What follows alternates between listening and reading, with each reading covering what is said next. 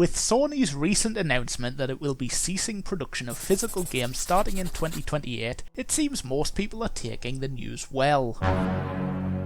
Okay, maybe not. But honestly, we all knew this was coming at some point, but I didn't expect it so soon. All of this got me thinking. I've always enjoyed collecting games. I'm very firmly in the physical over digital camp, and I know there's plenty of arguments about how even physical media isn't really all that important, since game discs these days contain, at best, a complete but buggy version 1.0, and at worst, nothing more than a license key that lets you play the game files they made you download anyway. But the feeling of owning something tangible is not the most concerning aspect of this announcement to me. The thing that has kept me invested in the PlayStation platform and allowed it to remain affordable for me has been the second-hand market. Almost every game I've bought on PS4 and PS5 has been second-hand from eBay. Of course, this requires a bit of patience, as you have to wait for a while after the game has released for prices to come down, or get lucky with a good deal. But honestly, I'm getting older, maybe less joyful, or maybe nothing excites me as much as it used to, because there have been very few games over the past 15 years that have excited me so much to the point where I feel like I need to play it on release day. So waiting is fine for me.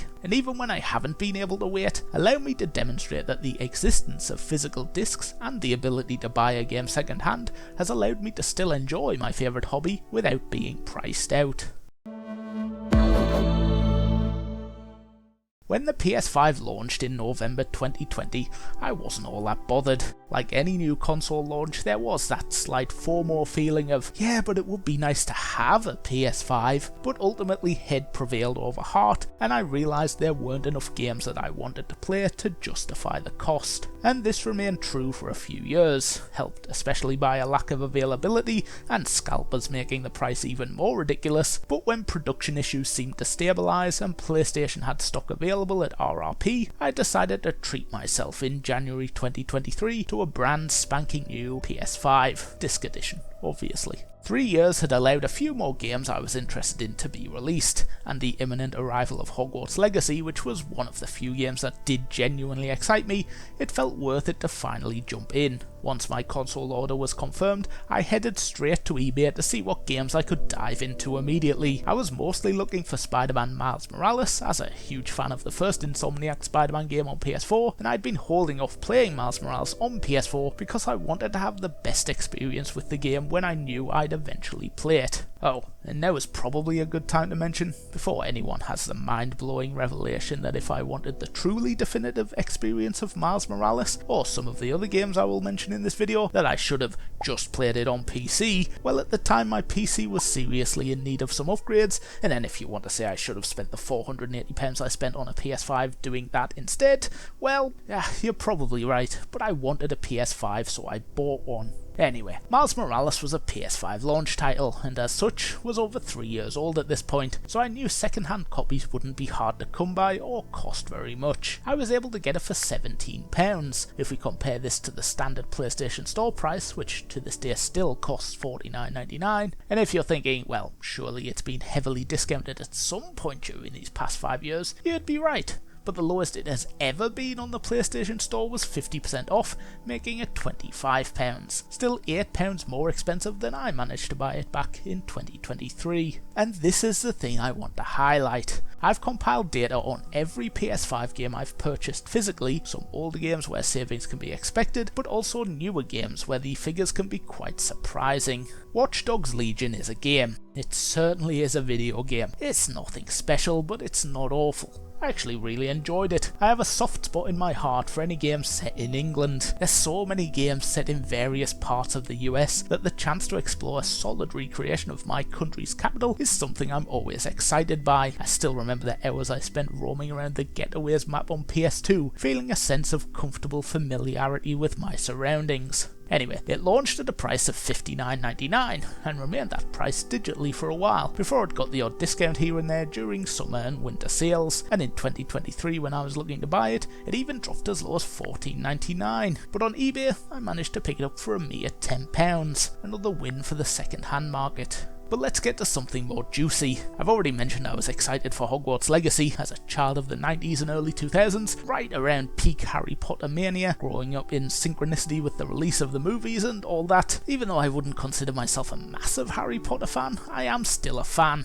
It's nostalgic for me. Hogwarts Legacy was one of the few games in recent memory that I was genuinely excited to play, and it was one of the factors in me finally deciding to buy a PS5. The game released and it was getting very positive reactions. It wasn't a buggy mess, it wasn't full of broken promises, they had delivered the game that was expected, which sadly isn't a given these days. This made me want the game even more. The asking price on the PlayStation Store was $64.99, the price on eBay fluctuating. This always happens with new releases before the price stabilises. You'll have people who played the game a little and decided they didn't enjoy it, you'll have people who rush through the story and then quickly resell, you'll have people who accidentally bought 2 copies somehow. You'll have all sorts of stories, but this leads to a wide variety of prices. Some people will try to get full value, some people will try to undercut the other sellers by a little, and then people will try to undercut them, and so on, and sometimes if you just happen to be there at the right time, you'll spot a great buy it now price for a game that has barely been played. I was lucky enough to grab one of these opportunities with Hogwarts Legacy. Just 26 days after the game released, I snapped up a sealed copy for only £40. I felt like I'd time travelled back 15 years with a price like that, a massive £25 saving on a game that was less than a month old. Although this is one of the few examples where, with just a little bit more patience, I could have gotten the same price just a few months later as the game was discounted digitally to £39 in November that same year. But then I wouldn't own the game, right?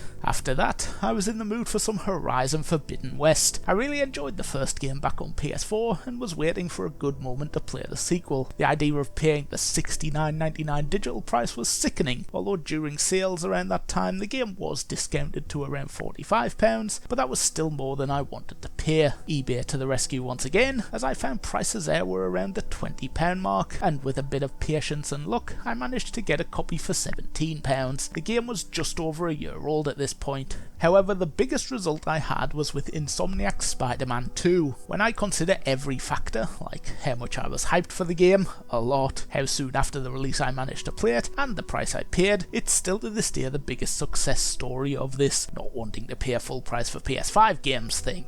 The game launched at £70. It's crazy how fast video game prices have increased over these past few years, but I really wanted to play it, but I also really didn't have a spare £70 lying around. So every day I would check eBay for new listings of the game, hoping to get a bargain. Bargain being a relative term. Basically whatever price was low enough compared to how excited I was to play it. It only took 8 days until I was able to snap it up for £47. It would take a whole year for the price to drop to that level digitally, and yet here I was playing a brand new game at a price point not seen in over a decade. And finally, let's talk about my most recent purchase. Ghost of Yotei is an equally wonderful sequel to my absolute favourite PS4 game, Ghosts of Tsushima. It released in October 2025, and once again I really wanted to play it. But with other things going on, I knew I wouldn't have the time to commit to the game, so I kind of got a free pass to wait a little longer for the prices to come down. But still, just after the new year, and only 116 days after the game released, I managed to buy it for £40, a £30 saving over the full digital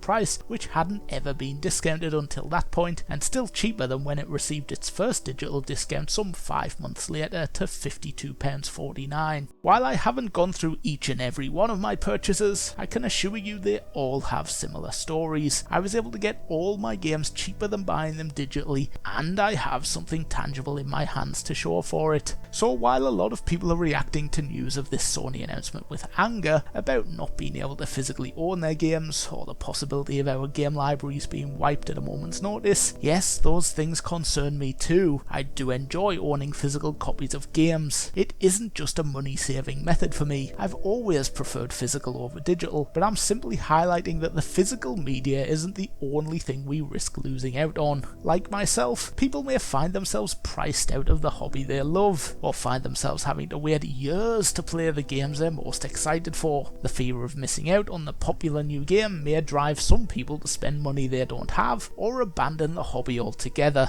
Honestly, with the direction gaming has been heading, and where it will probably end up, it may get to a point where there simply aren't any games I'd want to buy anyway. There's so much live service, battle pass, microtransaction, half-baked, half-finished, unoptimized slop these days that unless there's a dramatic shift, walking away might not be a difficult decision in the end. Thanks for watching.